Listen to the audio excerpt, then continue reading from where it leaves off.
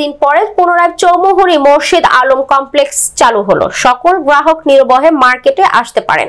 সকল গ্রাহকদের প্রতি আহ্বান জানান মোর্শেদ আলম কমপ্লেক্স মার্কেট এর ইনচার্জ মোহাম্মদ আনোয়ার হোসেন, মোর্শেদ আলম কমপ্লেক্স ব্যবসায়ী সমিতির সভাপতি মোহাম্মদ আব্দুল ওহাব কোচি, সাধারণ সম্পাদক মিজানুর রহমান।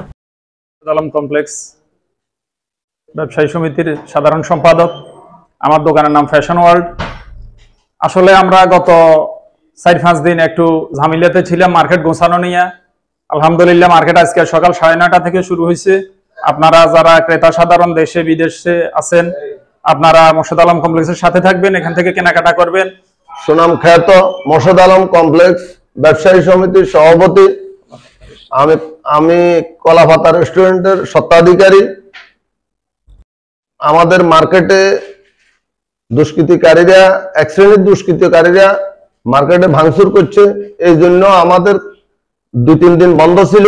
শনিবার থেকে মার্কেট কর্তৃপক্ষ এবং আমরা সবাই মিলে মার্কেটটা ওপেন করছি। সকল ক্রেতা সাধন যেন নির্বিঘ্নে আসতে পারে। Incharge Morshed Alam complex Chowmuhani. ছাত্রদের আন্দোলনের কারণে কিছু দুষ্কৃতকারী আমাদের মোর্শেদ আলম কমপ্লেক্সের উপরে হামলা করে। তারই ধারাবাহিকতায় গত 4 তারিখ থেকে 9 তারিখ পর্যন্ত আমাদের মার্কেট বন্ধ ছিল।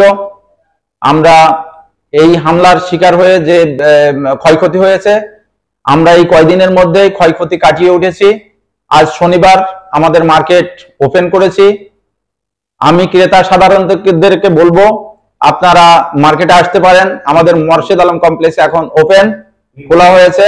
নির্ভয়ে নির্দ্বিধায় আপনারা কেনাকাটা করতে পারবেন। সবাইকে ধন্যবাদ। সবাই ভালো থাকবেন।